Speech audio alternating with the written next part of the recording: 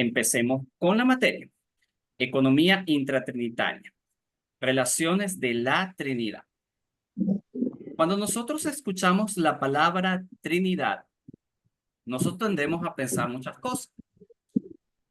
La primera de ellas es que entendemos que tiene que ver con lo que es Dios y lo que representa a Dios dentro de su unidad. Siempre escuchamos desde niños lo que es que Dios es Padre, es Hijo y es Espíritu Santo. Y lo asociamos directamente con lo que es la Trinidad. Pero lo primero que tenemos que entender, hermanos, es que la Trinidad es incomprensible a la mente humana. Y eso es algo que nosotros tenemos que entender y aceptar. Lo incomprensible de la Trinidad, que es el primer punto que vamos a hablar. Lo que es el ser humano y sus capacidades no les permite entender a totalidad lo que es la naturaleza divina de Dios. Recordemos de que la Trinidad es un atributo intransferible de lo que es el mismo Dios. No es posible entenderla, no es posible siquiera ejemplificarla con nuestros métodos.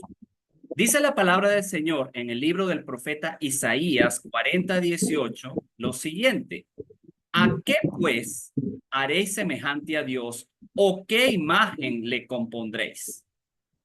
El profeta grafica perfectamente lo que es. ¿Cómo puedes comparar tú al Altísimo? ¿Con qué imagen humana? ¿Con qué representación humana? ¿Con qué figura de dicción humana puedes tú representar a Dios? Y cuando uno oye eso, el cerebro le explota, porque no hay manera de graficar o ilustrar lo que Dios es. Y todo intento de hacerlo llevó a un fracaso total a través de la historia. Desde el principio, las personas intentaron graficar o ilustrar esta verdad muy profunda acerca de lo que es Dios y lamentablemente por causa de la imaginación fracasaron, porque ese es un punto que vamos a tocar más adelante. La imaginación humana va a tender a buscar la manera de entender esta verdad de forma simplista. Alguna vez lo dijo el famoso predicador, teólogo y pastor R.C. Sproul, de que nosotros tendemos como iglesia cristiana evangélica a buscar lo que es la creencia más fácil.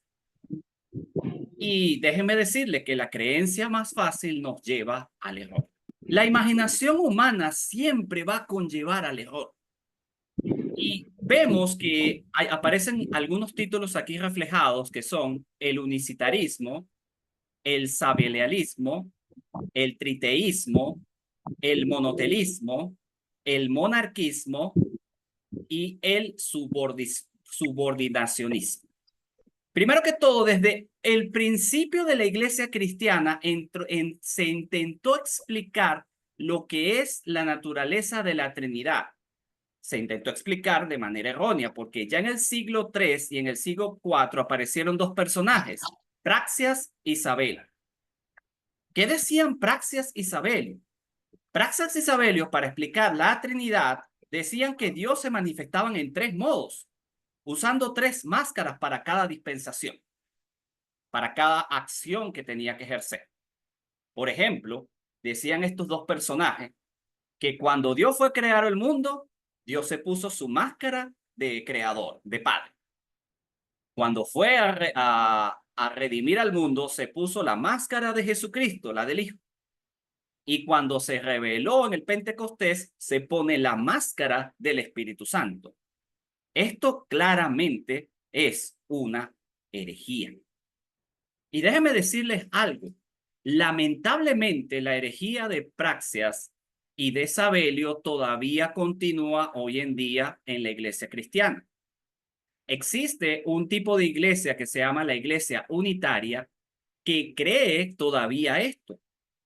No sé si en Argentina existan las iglesias Solo Jesús, pero ese tipo de iglesias enseñan esto que les estoy diciendo.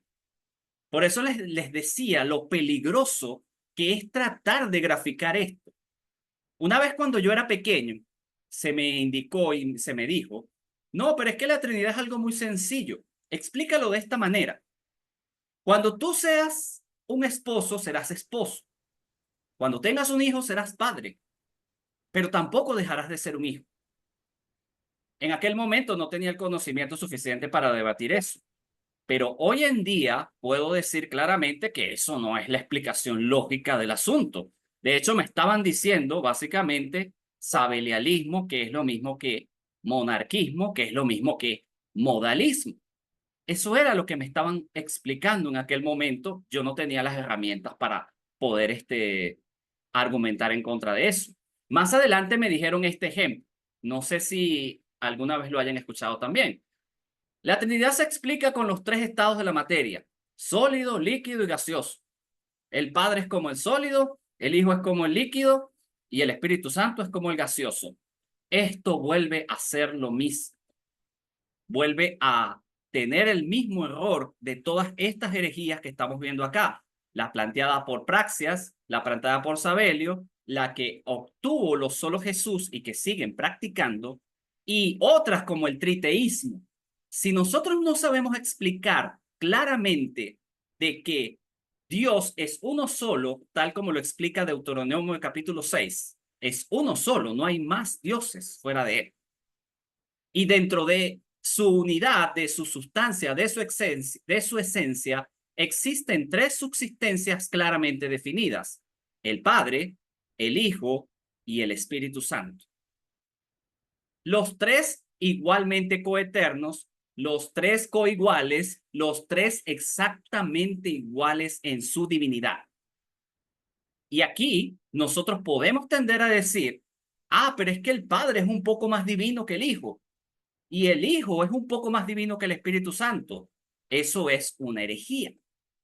Eso es un problema teológico grave.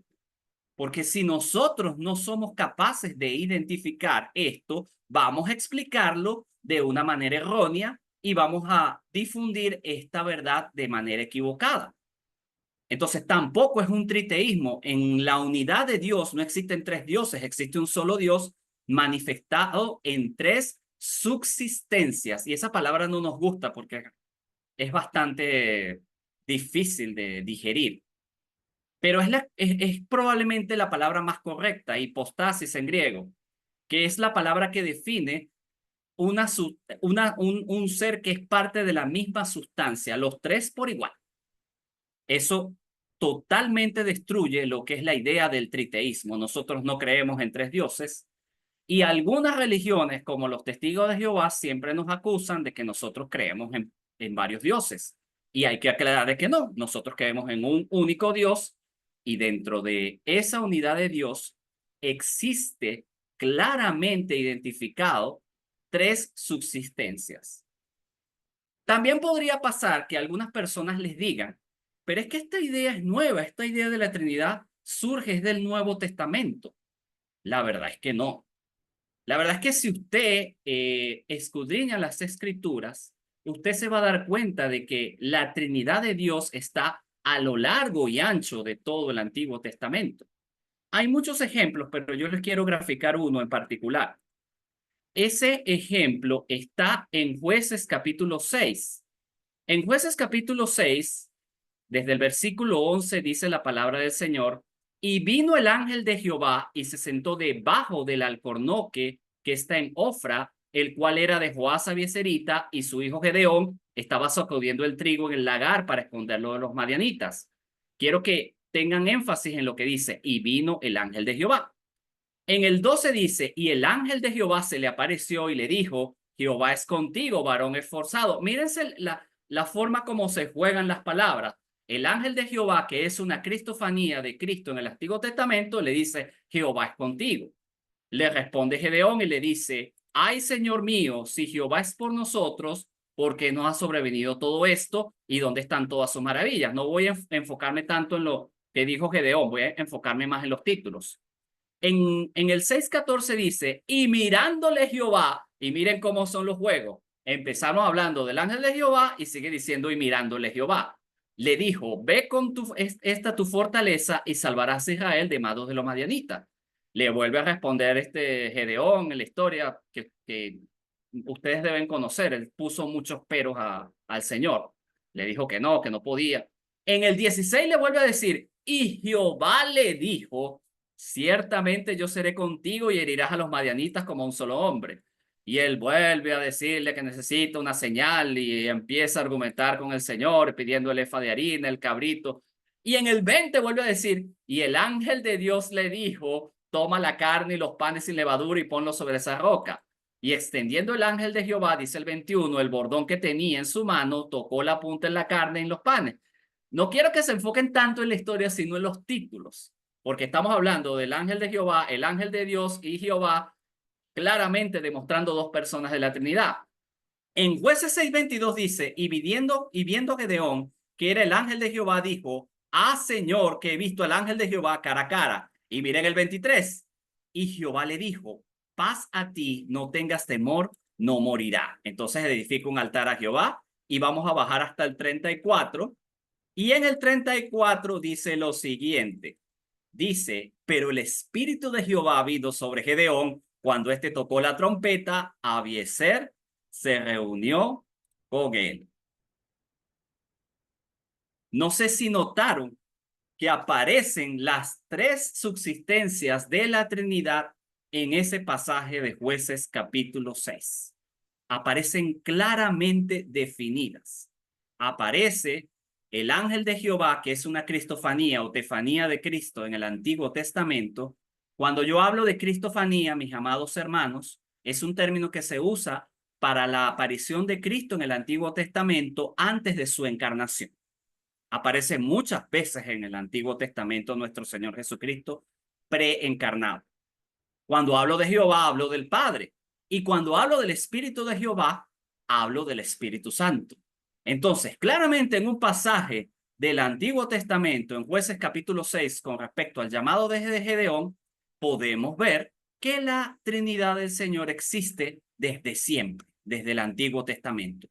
Por supuesto, hay muchos ejemplos más que podría utilizar, pero por cuestiones de tiempo no voy a trabajar. Aparecen otro tipo de herejías como el monotelismo que le atribuía una sola voluntad a Jesucristo. Recordemos que Jesucristo es 100% hombre y 100% Dios en una unión que se llama unión hipostática o unión homostática. Esa naturaleza de Dios no puede separarse nunca.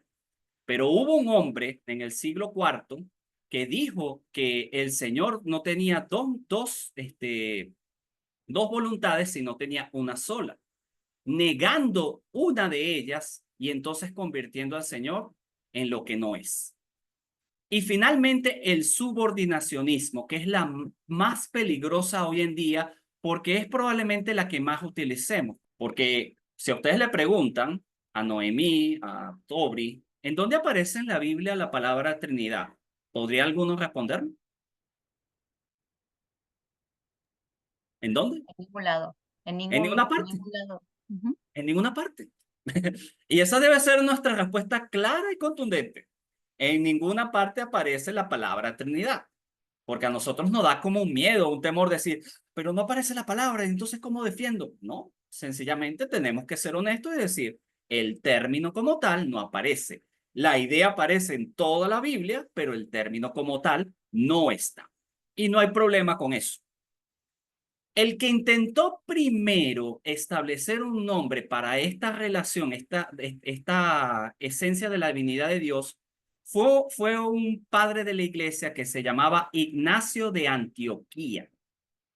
Cuando hablamos de padres de la iglesia, estamos hablando de una disciplina que se llama patrística o patrología, que es vital para entender por qué estamos aquí. Siempre que comentamos en el grupo con mi hermano Nahum y con los demás hermanos sobre este tema, hay que destacar algo y es que nosotros los evangélicos no aparecimos por generación espontánea. El Señor Jesucristo murió y resucitó y aparecimos bautistas en Argentina y en Venezuela en el siglo XXI. Así no sucedió, porque sería risible y sería hasta gracioso tratar de decir eso. Incluso algunas denominaciones cristianas creen que eso es así. de Jesucristo murió, resucitó y pasaron 19 siglos, 20 siglos y aparecimos acá, no sé cómo. No, no es así. Para que nosotros pudiésemos llegar a este punto, tuvieron que surgir muchas personas, muchos movimientos, mucha historia, y en este caso necesitamos entender por qué llegamos hasta acá. Y el primero que trata de definir un término relacionado sobre la Trinidad se llamaba Ignacio de Antioquía. Ignacio de Antioquía fue obispo de Antioquía, por eso se llamaba Ignacio de Antioquía, y fue discípulo de Juan el Apóstol. Se dice, los historiadores más famosos como Hammond, dicen que él era tan importante que era considerado el segundo después del apóstol Pablo. Imagínense qué clase de categoría tenía Ignacio de Antioquía que lo consideraban a ese nivel. Escribió 7 cartas, de las cuales deberíamos leerlas todos los cristianos para ver la riqueza teológica de lo que es un hombre de Dios y de lo que es un hombre que verdaderamente busca del Señor y quiere explicar la palabra. Ignacio de Antioquía utilizó el término triada. El término triada en sí no tiene ningún problema, solamente que no caló en la mente cristiana, no fue popular el asunto y se olvidó rápidamente el término. El término no caló en ese momento. Pero el que verdaderamente utilizó el término que fue acuñado y que utilizamos hoy en día se llamaba Tertuliano de Cartago. Tertuliano de Cartago es uno de los padres de la iglesia más importantes que ha existido. Fue el primero que acuñó el término Trinitas, que es la palabra en latín que se usa para Trinidad. El término básicamente fue aceptado porque era más fácil que triada, era más común y por ende es el que nosotros seguimos utilizando. Podemos hablar muchas cosas sobre Tertuliano y sus maneras de ver las cosas, pero eso sería materia de otro tipo de estudio, que sería más que todo adentrarnos en la patrística. La Trinidad no se puede explicar ni de manera vertical ni de manera horizontal. Y ustedes dirán, ¿y entonces cómo se explica? Teníamos una tertulia, el pastor Naún y yo, en estos días sobre esto, porque no hay manera de nosotros tratar de explicar en un diagrama esta realidad de la Trinidad y de la economía intratrinitaria sin caer en una herejía. Yo les voy a colocar acá una figura que es el Scutum Fidei, el escudo de la fe. Y en ese Scutum Fidei ustedes pueden ver el Padre, el Hijo y el Espíritu Santo. Esa fue una imagen que se generó en Gran Bretaña por Petrus Alfonsis en el siglo XII. Es muy útil porque explica que Dios es coeterno, es coigual, es uno en esencia, poder, acción y voluntad, y explica algo que es muy básico de la Trinidad. El Padre no es el Hijo no es el Espíritu Santo, ni el Espíritu Santo es el Padre. Así que olvídense de las máscaras de los unitarios. Me pongo la máscara del Padre, me pongo la máscara del Hijo, pongo la máscara del Espíritu Santo. Aquí no hay máscara. Aquí hay 3 subsistencias o 3 personas divinas. Y no quería usar el término personas porque a mí ese término me genera cierto escozor.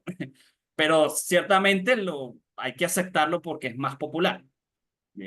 Genera un problema teológico utilizarlo, pero para el término de comunicación es más fácil, de manera que tú digas 3 personas que la gente te entiende. Pero si usted quiere ser más preciso bíblicamente y teológicamente, tiene que usar subsistencia. Entonces, si vemos el escutum de la fe, Fidei, vemos que el Padre está arriba y vemos que el Hijo está de este lado y que el Espíritu Santo está acá. Eso nos enseña indirectamente de que el Padre es más poderoso que el Hijo y que el Espíritu Santo. Así no lo diga la imagen y así no lo enseña la imagen, pero nada más al mostrar una subordinación del asunto, entonces nosotros estamos infiriendo y diciendo, no de manera directa, de que el Padre tiene más divinidad que el Hijo y que el Hijo tiene algo más o menos que el Espíritu Santo. Y eso, hermanos, es una herejía. Es una herejía que no es a propósito, déjenme decir. Porque como les dije al principio, y volvemos a Isaías 40:18, no hay manera humana de explicar la economía intratrinitaria con nuestros recursos. Como dijo alguna vez el padre de la iglesia, Agustín de Hipona, nuestro lenguaje para poder explicar estas verdades es el lenguaje de un indigente.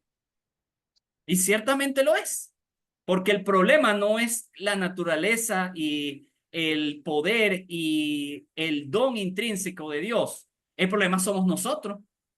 El problema somos nosotros que para que Dios pueda revelarnos la verdad, tiene que descender a nuestro pobre y limitado lenguaje. Porque nosotros somos seres limitados tratando de entender a uno que no tiene límites. ¿Y cómo es posible eso? Dios tiene que descender en su lenguaje y en su forma de expresión para que nosotros entendamos de alguna manera lo que es Él. Por eso es que cuando vemos en la Biblia que dicen, y las manos de Dios me crearon, y los pies, y sus pies estaban, y la tierra era el estrado de sus pies, algunas personas de una vez se imaginan, ay, entonces el Señor tiene unas manos y tiene unos pies, y estos son recursos literarios para que nuestra limitada comprensión de las cosas pueda entender, aunque sea rasgando, lo que es Dios. Pero Dios no tiene ni manos, no tiene ni ojos y no tiene ni pies. Dios es espíritu. Ah, pero para que nosotros podamos entenderlo, entonces existen estas figuras que se llaman antropomorfismo, para que de alguna manera nuestra capacidad limitada pueda adquirir algo. Pero tenemos la promesa, y en la Biblia está, de que cuando estemos cara a cara conoceremos totalmente lo que es Dios verdaderamente. Ahora no podemos porque esta carne, este cuerpo caído, esta naturaleza carnal no nos permite conocerlo. Pero llegará un momento en cuando resucitemos en Cristo, que este cuerpo glorificado se vestirá de gloria en Cristo y nosotros podamos entender estas verdades cara a cara. Mientras tanto, hermanos, seguimos rasgando. Seguimos así como que luchando a ver qué podemos tomar. Y hay que darle gloria a Dios por eso, porque lo revelado pertenece a los hombres y lo secreto le pertenece a Dios. De todas maneras, aunque sea una verdad que esté limitada a nuestro pobre lenguaje, entonces también hay que darle gloria a Dios a eso, porque aunque sea, alguna vez un teólogo en el medioevo dijo de que el Señor nos habla como balbuceo. Yo tengo una hija hermosa de 10 años y una esposa. No se los dije, pero estoy casado y estoy felizmente casado con mi esposa Lisette y mi hija Sofía. Y cuando era una bebé, yo le hablaba con balbuceo. Bebecita chiquita, ¿cómo está? No sé si en Argentina les gusta acurrucar a los bebés, pero aquí nos encanta acurrucar a los bebés. Y yo tuve la bendición de ser un padre que acurrucó bebé, que cambió pañales y que daba biberón, daba tetero. Entonces hice todo el papel de papá. Entonces ella obviamente no entendía mi lenguaje y yo me limitaba a susurrarle cosas y a decirle cosas como si fueran... Me limitaba el lenguaje de ella. No sé si me entendía, pero siempre me sonreía mi pequeña hija al respecto. El diagrama horizontal tampoco resuelve el dilema, hermano. Eh, yo una vez planteé, bueno, no usemos el diagrama vertical, usemos uno horizontal. Pero cuando usted ve este diagrama, Padre, Hijo y Espíritu Santo, también nuestra mente nos va a jugar la mala pasada de decir, ah, pero como el Padre está de este lado, tiene que ser primero. Leemos hacia la izquierda el Hijo, está segundo, y el Espíritu Santo está tercero. O sea que independientemente de cómo coloquemos esto, hermano, vamos a tener un problema. Yo puse una flecha indicando bidirección, tratando de resolver el problema, pero es que el asunto no se resuelve ni con flechas, ni con diagramas, ni con lo que yo haga. Porque yo podría ponerle perfectamente esa flecha bidireccional y decir que la cosa va bidireccional, pero entonces la gente se confundiría. Entonces va para los dos lados. No, tampoco es que iría para los dos lados, es que en nuestra limitada comprensión de las cosas no vamos a entender esta verdad de manera satisfactoria. Y démosles gloria a Dios por eso. Démosles gloria a Dios que Dios es tan grande, Dios es tan poderoso, Dios es tan omnisciente, Dios es tan omnipotente, Dios es tan trinitario que nosotros podemos entender solamente lo que Él nos pueda revelar según nuestras pobres capacidades. Ya explicando de que eh, la unidad de Dios y la Trinidad es eterna, coeterna y coigual. Entonces, ¿por qué razón tiene que haber una relación intratrinitaria? ¿Por qué tiene que haber una economía intratrinitaria? Porque si son eternos, ¿para qué necesitan establecerse en un nombre o en una función o en o en una forma de actuar? Necesitan hacerlo es en función de la creación y en función de la redención. La relación intratrinitaria existe para que haya una relación o economía entre las subsistencias o personas divinas. La creación y la redención explica claramente qué van a hacer cada una de las subsistencias, el Padre, el Hijo y el Espíritu Santo, y cómo van a funcionar. Porque cuando Dios crea el mundo, inclusive antes de crearlo, ya nosotros estábamos escogidos por Él. Y eso lo explica la Biblia en Efesios 1, 4 al 5. Dios nos escogió en Él antes de la creación del mundo para que seamos santos y sin manchas delante de Él. En amor nos predestinó para ser adoptados como hijos suyos por medio de Jesucristo según el buen propósito de su voluntad para la alabanza de su gloriosa gracia que nos concedió en su amado. Entonces, la relación intratrinitaria tiene un impacto directo sobre lo que es la creación y sobre todo en la redención del hombre. No crean por allí que muchas personas dicen, y algunas denominaciones cristianas dicen que no, lo que pasa es que Dios creó a Adán y a Eva. Adán cayó, Eva cayó, y entonces Dios ahora tiene que hacer el plan para redimirlo. Esa idea es absolutamente antibíblica. Pero hay que decirlo con vergüenza que hay algunas denominaciones cristianas que creen tal cosa. Que como que Dios llegó y me falló el plan A. Ay, déjame hacer el plan B rápido. No, el Señor no tiene ni plan A, ni plan B, ni plan C, ni plan Z. Tiene plan A eterno y ese plan A lo cumple para siempre en su propósito eterno. Así que cuando el hombre cae, estaba en el plan de Dios que así fuese. Estaba incluso decretado que así fuese. Y entonces uno dice, pero bueno, entonces Dios me creó para que yo cayera. Pues sí, porque tú necesitabas ser redimido por Cristo para ser completo. Ah, pero es que yo no puedo entender eso. ¿Por qué Dios lo hizo así? Bueno, ¿y quién puede entender los caminos del Señor y quién puede entender cómo obra el Señor? Tendríamos que ir a Job 38. ¿Dónde estabas tú cuando yo fundaba la tierra? Házmelo saber si tienes inteligencia. La misma respuesta que le dio el Señor a Job en su libro es la misma respuesta que nos va a dar a nosotros. Tú no tienes la capacidad de entender mis propósitos porque mis caminos no son tus caminos, ni mis pensamientos son vuestros pensamientos, dijo el Señor. Entendiendo esto, entonces hay una razón por la cual existe una relación intratrinitaria y es la creación y la redención del hombre. Ok, las subsistencias o personas divinas en la economía intratrinitaria. Desde un principio, mis amados hermanos, los padres de la iglesia intentaron definir esto. Ya hablamos de dos, Ignacio de Antioquía y Tertuliano de Cartago. También Agustín de Hipona intentó hacer una definición de esto. Y a través de los siglos que sucedieron, hubo varios intentos para poder explicar esta verdad. Hay dos palabras que son claves para entender lo que son las tres subsistencias o personas de la Trinidad. Hipostasis, que es la palabra griega que se usa para subsistencia, y prosopon, que es la palabra griega que se usa para persona. Les dije que se podían utilizar los dos términos. Hipostasis es el término griego que implica subsistencias. Si nosotros leyésemos, por ejemplo, la Confesión Bautista de Londres de 1689, habla que son tres subsistencias o personas. No tuvieron problemas nuestros hermanos del siglo XVII utilizar los dos términos. Utilizar. Dígame, ¿tiene alguna pregunta? ¿Iba a comentar algo? ¿No? Ok. Porque escuché que se había encendido el audio, no se preocupe. Entonces, cuando hablamos de hipostasis, hablamos de subsistencias. Una misma sustancia, existen tres subsistencias que son la misma esencia divina. No son separadas, no son diferentes, son el mismo Dios y la misma unidad de Dios.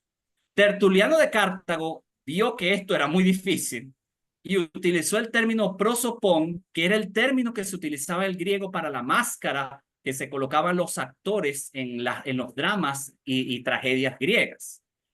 La gente entendió más prosopón y por eso que podemos ver hoy en día que la gente utiliza más el término personas divinas. Lo que pasa es que el término personas divinas puede generar un problema si no estamos claros en el concepto teológico. Porque cuando usted define persona, usted cree que es una individualidad. Ay, entonces las tres personas, entonces hay tres individuos. No, no, no hay tres individuos. Hay tres subsistencias que le llamamos personas para que sea más fácil y potable que todo el mundo entienda el asunto.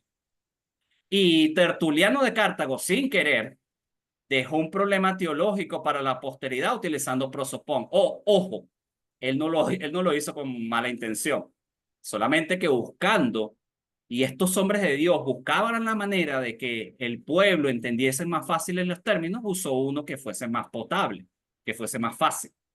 Utilizó prosopón y generó un problema con respecto a teorías sobre la Trinidad que todavía se discuten. Existen ahorita hasta más de 18 teorías sobre la Trinidad basadas en esa palabra que utilizó Tertuliano de Cartago de prosopón.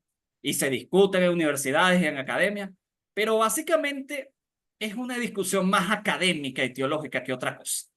Entonces sí podemos decir que el término prosopón, la persona, sí tiene su propósito y su funcionalidad para ser utilizado. Les decía que todos estos padres intentaron de alguna manera establecer estos términos, pero no fue hasta el medioevo cuando aparecen tres personajes, tres teólogos, que son las estrellas de las relaciones intratrinitarias. Estos tres personajes se los voy a nombrar: Pedro de Lombardo, Tomás de Aquino y Anselmo de Canterbury. Esos tres, y el Señor no hace nada por el azar, pero colocó a tres para que explicaran sobre la Trinidad. Explican de manera magistral lo que es verdaderamente la relación intratrinitaria. Primero que todo, Tomás de Aquino hablaba de nociones o nombres propios de la Trinidad. Cuando hablamos de nociones, el concepto de nociones es el conocimiento o idea que se tiene de algo. Y aquí quiero aclararles algo, porque todo nuestro estudio está basado en la primera diapositiva. Se utilizan herramientas de la filosofía aristotélica, de la filosofía platónica, de todo tipo de conocimiento que se hayan utilizado, y esos conocimientos nos pueden ayudar a tener una noción. Pero recuerden que solamente rasgar es la superficie de lo que verdaderamente Dios es. Es solamente una noción, una idea, para que podamos estar claros. El Padre. Entonces empezamos con la primera persona de la Trinidad, el Padre.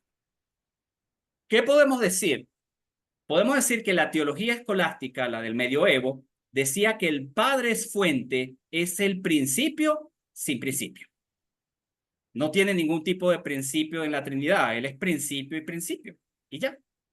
El Padre es principio, pero no es causa del Hijo ni del Espíritu Santo. Porque si entendemos por principio, entonces nos va a llegar la mente y decir, entonces como es principio, Él de alguna manera, y voy a utilizar un término errado, creó al Hijo y creó al Espíritu Santo. No, no. El Padre es principio sin principio en virtud de la función que se iba a realizar con respecto a la creación y a la redención del hombre. ¿Dónde podemos conseguir esto en la Biblia? Lo podemos conseguir cuando Moisés vio la zarza ardiente y cuando el Señor le dijo, yo soy el que soy. Yo soy el principio. Yo soy el principio del principio. Les puse otro pasaje de Deuteronomio 3:17. El eterno Dios es tu refugio y debajo están los brazos eternos. Él echó al enemigo delante de ti y dijo, destruye. Es eterno, es sin principio. No puede definirse de ninguna manera.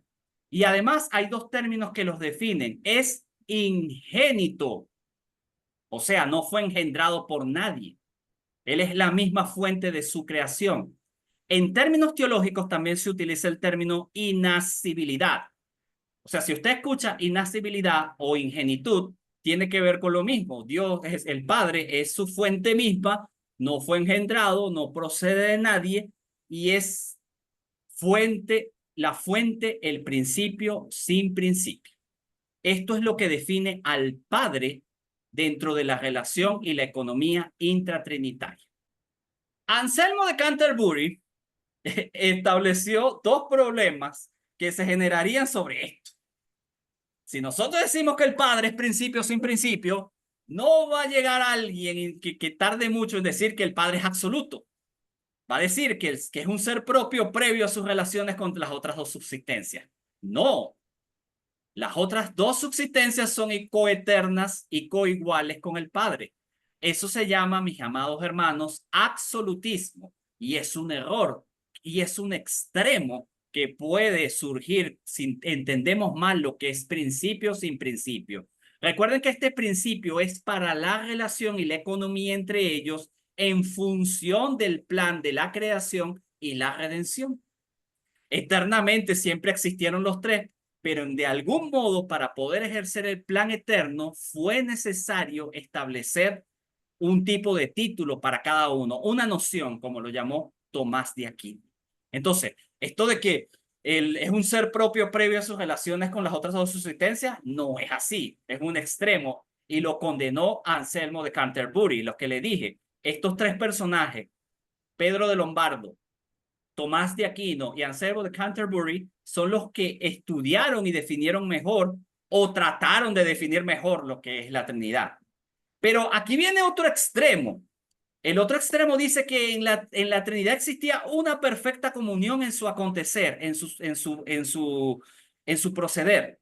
Si tú dices que había una perfecta comunión en su proceder, no hay necesidad de comunicación y de orden intratrinitario. Entonces, ese es otro extremo que nosotros podríamos llegar. Ni absolutismo, ni la perfecta comunión que algunos plantearon cuando escucharon estos términos. Porque dijeron, bueno, pero es que entonces desde siempre la comunicación entre el Padre y el Hijo y el Espíritu Santo ha sido la misma. Entonces, si siempre ha sido así, entonces no hubiese necesidad del orden intratrinitario y de la economía intratrinitaria en función del plan eterno de la redención del hombre. Sobre el Padre podemos concluir entonces, el Padre es la única fuente y principio de la divinidad, y no le dé temor de decirlo, y no existe ni puede existir sin el Hijo y sin el Espíritu Santo. Aun siendo el principio de la divinidad, tiene que estar unido, concatenado eternamente al Hijo y al Espíritu Santo porque son coeternos y son coiguales. El Hijo. Cuando se habla del Hijo, que es la segunda persona de la Trinidad, vamos a utilizar los términos bíblicos utilizados para la segunda persona. El primero de ellos es el logos, que es la palabra o el verbo. En la filosofía griega existía la idea del logos, que era la idea o la concepción por la cual había sido creado el universo. Todo lo que fue la filosofía griega expandió esto a través de los siglos.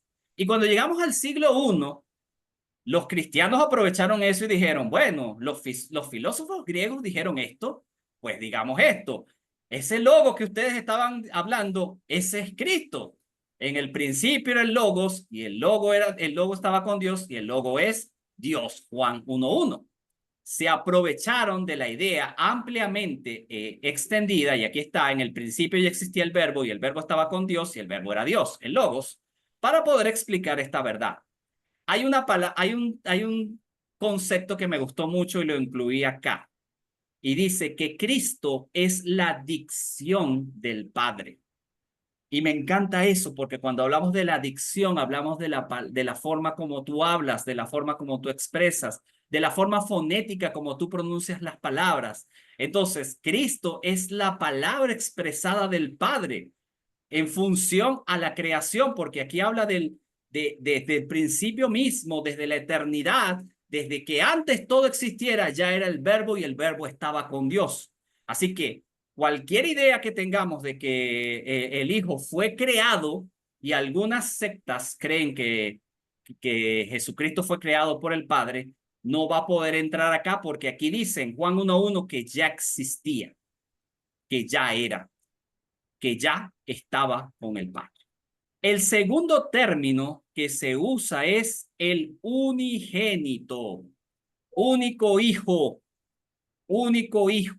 Cuando decía David en los Salmos, mi hijo eres tú y hoy te he engendrado, tiene que ver exactamente con esa relación y economía entre ellos. El término en teología que se utiliza es procesión nocional, para ser exacto. Porque podemos decir que el Hijo es eternamente engendrado por el Padre. Procede nocionalmente del Padre, no como una creación aparte, como decía Arrio, porque apareció un ser por allá en el siglo III que se llamó Arrio, que dijo de que Jesucristo fue creado por el Padre y era de una sustancia diferente al Padre. No, no es así.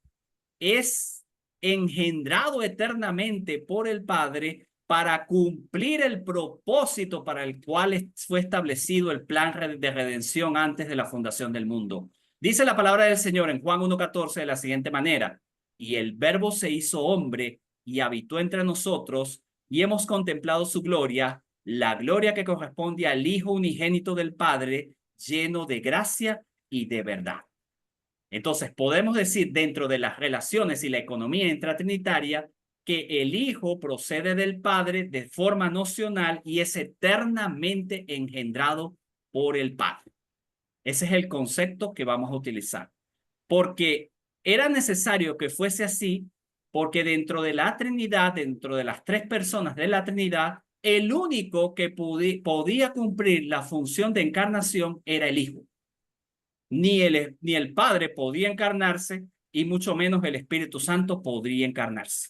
Esta palabra es clave que entendamos qué significa procesión, porque en la doctrina trinitaria clásica el término procesiones productiones en latín, sirve para indicar los procesos vitales en Dios, que son la generación en lo que respecta a las relaciones entre el Padre y el Hijo, y la expiración en lo que respecta a las relaciones Padre, Hijo y Espíritu Santo. Eso lo explica la tradición latina de esa manera. Son términos que son un poco difíciles al principio de asimilar, pero cuando uno los empieza a utilizar poco a poco, lo vamos a ir adquiriendo. La tradición oriental que acentúa las relaciones entre el Padre y el Espíritu con la mediación del Hijo no utiliza el término expiración. Explico esta parte. Cuando se estableció lo que fue la iglesia cristiana, hubo una iglesia cristiana en el occidente que estaba en Roma y hubo una iglesia cristiana que estaba en el oriente, que estaba en Constantinopla. Entonces, cuando hablamos de iglesia oriental es la que está en Constantinopla y cuando hablamos de la iglesia occidental es la iglesia romana. Y después se separaron. Hasta hoy en día están separadas, porque hoy en día existe la iglesia ortodoxa, que es básicamente la iglesia oriental, y la iglesia de Occidente, que es la iglesia católica romana. Están divididos. Pero en ese momento estaban divididos por ese tipo de relaciones. Imagínense que la iglesia occidental aceptaba, por lo menos del Espíritu Santo, que solamente el Espíritu Santo procedía del Padre, pero la iglesia oriental decía que procedía del Padre y del Hijo. Entonces esto creó un pequeño cisma por algunos siglos que después fue solventado en el año 381, pero eso está más adelante. Entonces, dice, el mismo término procesión, ekpouresis en griego, se emplea también en Oriente para especificar la relación entre el Padre y el Hijo. Entonces, podemos decir que con respecto al Hijo podemos utilizar generación eterna o procesión o ekpouresis, y con respecto al Espíritu Santo utilizamos la palabra expiración, que viene del latín expiratio. Eso lo vamos a explicar más adelante, pero para explicar esto necesitaba colocar ciertos términos. ¿Qué? La segunda persona de la Trinidad, y lo dijo ahí, que les puse a Anselmo de Canterbury, era la única que pudo haberse encarnado por dos razones fundamentales. El Padre no podría haberse encarnado porque dentro de la economía intertrinitaria es principio sin principio. Entonces, imagínese un principio sin principio encarnándose. Entonces, ¿quién queda como principio? El Espíritu Santo tampoco, porque entonces sería considerado como hijo del hombre. Recordemos que el Espíritu Santo es la misma palabra que se utiliza en el Antiguo Testamento para el espíritu de vida, el Pneuma Rosh. Cuando Dios está creando a Adán, dice que sopla el aliento de vida, el Pneuma Rosh, sobre el hombre. Entonces, si el Espíritu Santo se encarna, significaría que el Espíritu Santo sería hijo del ser humano. Por lo tanto, el Señor es tan sabio, de forma tan perfecta, estableció que solamente la segunda persona de la Trinidad podía encarnarse, ni el Padre ni el Espíritu Santo. Por cierto, con respecto al Espíritu Santo, tengo que decirles que el Espíritu Santo es un título, no es un nombre. ¿Cuál es el nombre del Espíritu Santo real? Hermano, no lo sabemos. Y no lo tenemos que saber, porque el Espíritu Santo no va a revelar nunca su nombre, porque una de las funciones básicas del Espíritu Santo es que toda la gloria se le dé al Hijo. Entonces, por ese sentido, no tenemos ni tendremos que saber el nombre del Espíritu Santo. Continuemos. Imagen. Cuando hablamos de imagen, confirma que Jesucristo es de la misma sustancia divina y con todos los atributos sin menoscabo alguno de ellos. Cuando usted ve una imagen, es una proyección de sí mismo. Entonces, tiene que ser de su propia sustancia. Y aquí quiero explicar en lo segundo que dice, aún en su estado de kenosis. ¿Y qué es la kenosis? La kenosis aparece en la carta de los Filipenses, capítulo 2, cuando dice que Jesucristo no escatimó ser igual a Dios como cosa que aferrarse, sino que se despojó, se vació y se hizo igual como siervo. Aún en ese momento, y quiero dejar claro esto, aunque Jesucristo voluntariamente, vamos a decirlo acá, pone aparte su divinidad nunca desaparece de sí. Porque algunas personas creen, no, pero es que Jesucristo llegó y agarró su atributo divino y lo dejó en el cielo. Entonces bajó a la tierra y fue un simple y llano ser humano. Y entonces murió como un simple y llano ser humano y resucitó porque el Padre lo resucitó. No, eso no es así. En la kenosis es tan profunda lo que es el vaciamiento, que es un asunto de voluntad autoimpuesta por el Hijo y nunca de separación.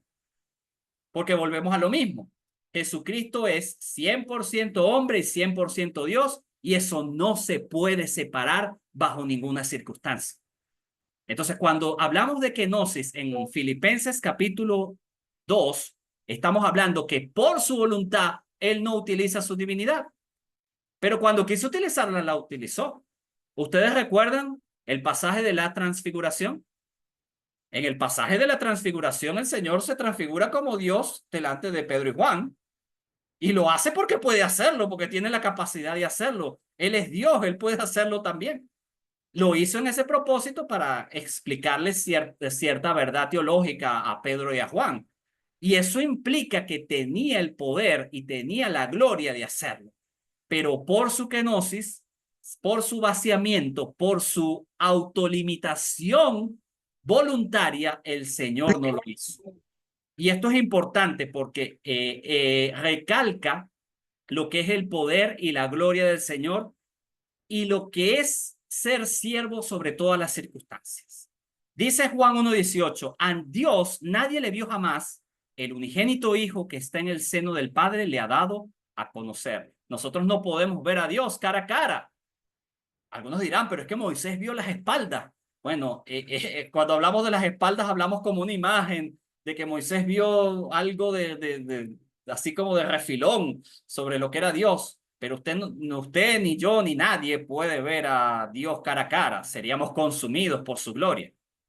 Pero gracias a Dios tenemos al Hijo, que teniendo al Hijo al lado, nosotros podemos estar en comunión con el Padre, porque Jesucristo es el único intermediario entre Dios y el Padre. Entonces, pasémoslo de esta parte de la imagen también. El Espíritu Santo. Ya les dije que el Espíritu Santo no es un nombre, es un título. No sabemos cuál sea el nombre del Espíritu Santo y no sabemos si en la eternidad el Espíritu Santo nos quiera revelar su nombre. No lo sabemos y no podemos decirlo porque la Biblia, en lo que la Biblia calla, nosotros tenemos también que callar.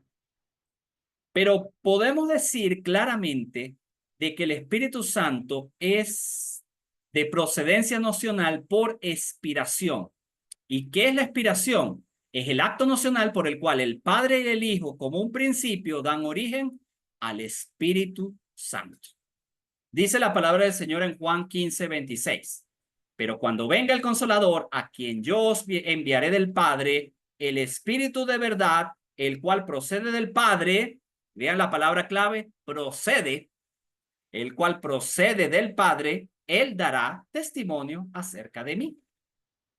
Y aquí a más atrás dice, pero cuando venga el Consolador, a quien yo os enviaré del Padre, significa también que el Hijo tiene parte y causa en esa expiración, o sea, significa que está allí también. Entonces podemos ver claramente que por expiración el Espíritu Santo procede tanto del Padre en forma nocional, del Padre y del Hijo. Es como una relación de amor entre lo que es el Padre y el Hijo, y es de esa relación de amor aparece el Espíritu Santo. La cláusula filioque. La cláusula filioque aparece en el año 381 y es una cláusula que en latín dice y del Hijo. Esta cláusula fue incluida para determinar que del Hijo, que es del Hijo por acto nocional, también da origen al Espíritu Santo. Fue incluida en lo que fue el credo niceno-constantinopolitano en el 381 para poder afirmar que el Espíritu Santo por expiración es de origen tanto del Padre como del Hijo. Yo tengo una opinión muy particular sobre esto porque en el mundo cristiano evangélico y con respecto a la reforma van a haber dos vertientes que se contradicen. Y ahí van a haber dos puntos de vista con respecto a esto. En la reforma y en el conocimiento de lo que son todas las doctrinas de los padres antiguos, nosotros podemos decir que hay dos tipos de reforma. Una reforma que fue magisterial y una reforma que fue radical. La reforma magisterial lo que quería era cambiar a Roma para que se adaptara a la Biblia, pero que siguiera siendo Roma. La reforma radical decía que había que agarrar un martillo, romper todo eso y empezar desde cero. Nosotros, la Iglesia Bautista, siempre hemos estado y siempre hemos creído en la reforma radical. O sea, nosotros no creemos que con ese arquetipo o con esa casa ya construida, aunque le metamos manos de pintura, aunque le pongamos nuevas cerámicas, nuevos pisos, eso no va a poder ser reformado. Y algunos piensan que sí, y se les respeta, porque existen dentro del mundo cristiano hermanos en la fe, como los presbiterianos, como los anglicanos, o como los católicos reformados, que ellos creen que sí, que si llegamos y vamos con buenas intenciones a Roma y la pintamos y le cambiamos las bases y le cambiamos la tubería, puede ser que llegue eso a ser una iglesia bonita y verdadera. La iglesia bautista tiene otra idea, llega con una mandarria, un taladro y empezar a darle completamente duro a esa estructura. Son dos puntos de vista, ojo. El que crea la reforma magisterial no es menos hermano que el que crea la reforma radical. Como bautista y como entiendo las relaciones, y no sé si el pastor Nahum les ha explicado las relaciones de la iglesia bautista con las demás iglesias, está esto dentro de ese término. Porque la Iglesia Bautista tiene definido en su estudio y constitución cuál es la relación que debemos tener con la Iglesia Católica Apostólica Romana. ¿Y cuál es esa relación? La relación es bastante simple. Si existe algo que haya promulgado la Iglesia Católica Apostólica Romana que no contradiga la palabra santa de Dios, la Biblia, nosotros lo aceptamos. No hay problema. No hay problema. Que dije que María es madre de Dios, Teostoco. Eso está en la Biblia, eso está en Lucas 1:43. Lo aceptamos porque eso está allí. Que dice que el Padre es el Padre, el Hijo y el Espíritu Santo son uno. Tenemos que aceptarlo porque eso está en la Biblia. A veces nosotros porque decimos, viene de Roma. No, revisemos primero en las Escrituras. Recordemos el principio veriano de Hechos 17:10-11. ¿Por qué los bereanos eran superiores a todos los demás? Eran mejores que los de Tesalónica, dice el pasaje. Y dice la palabra del Señor que estos eran mejores que los de Tesalónica porque escudriñaban en las escrituras a ver si todo lo que le decían Pablo y Silas era verdad. Eso era lo único que tenían de superior los hermanos en Berea. Porque no hay nada más peligroso, mis amados hermanos, que dar amenes automáticos. Que salga yo o que salga el pastor Nahum y salga el domingo y diga en una predicación, la Biblia dice que la luna es azul, y toda la congregación diga, amén. Entonces, no, eso no, ya va, ¿cuál azul? ¿Dónde dice eso? No, porque lo dije yo. Amén, porque lo dijo el pastor Nahum y es amén. No, eso no puede ser así. Usted me dice dónde está eso y después digo el amén. Y cuidado con eso, porque nosotros somos muy ligeros a la hora de dar amenes automáticos. Parece que nos sale naturalmente. Entonces, y me salió un uñero en la uña. Amén. Bueno, ¿qué tiene que ver que te salió un uñero? Y me salió un barro, una espinilla en la cara. Amén. Bueno, deje de decir amén. Revise las escrituras, escudriñe las escrituras y dígale solamente amén a aquello que verdaderamente es bíblico. Entonces, yo puse mi opinión personal con respecto a la cláusula y dije que esta cláusula en sí no era necesaria, ya que la misma escritura clavaba esta duda sin necesidad de incluir una parte más. Con lo que acabamos de leer de Juan 15:26, no era necesario ni aclaratoria, ni ninguna cláusula, ni nada. Eso estaba perfecto. Y de hecho, les puse otro pasaje que podría complementar el mismo Juan 15:26. Dice la palabra del Señor en Gálatas 4:6. Por cuanto sois hijos de Dios, Dios envió a vuestros corazones el espíritu de su Hijo. Y miren, que habla del espíritu de su Hijo, significa que el del Hijo también es inspiración, también el Espíritu Santo, el cual clama, Abba, Padre. O sea que está muy claro en Juan 15:26 y está muy claro en Gálatas 4:26. Y les puse el ejemplo de un personaje que aceptó la inspiración tanto del Padre como del Hijo, pero que no aceptó la cláusula. O sea, dijo el Papa León IX, dijo en el siglo XII, yo acepto que el Espíritu Santo es por inspiración tanto del Padre como del Hijo, pero esa cláusula no la acepto porque no está en la Biblia. O sea, la palabra del Señor es clara cuando dice que nosotros no podemos añadir ni agregar ni siquiera una iota, que era apenas un símbolo griego. Y entonces si nosotros agregamos una palabra completa, cuidado, cuidado. Y cuidado con lo que nosotros estamos leyendo, porque incluso nuestra versión más popular en español, la Reina Valera, tiene textos espurios. Y nosotros tenemos que tener el valor de reconocer cuando hay un texto espurio que no aparece en los originales y decir, esto no está aquí. Ah, este género sale con oración y ayuno. Ayuno no está en los originales. Ah, pero entonces, ¿por qué está escrito ahí?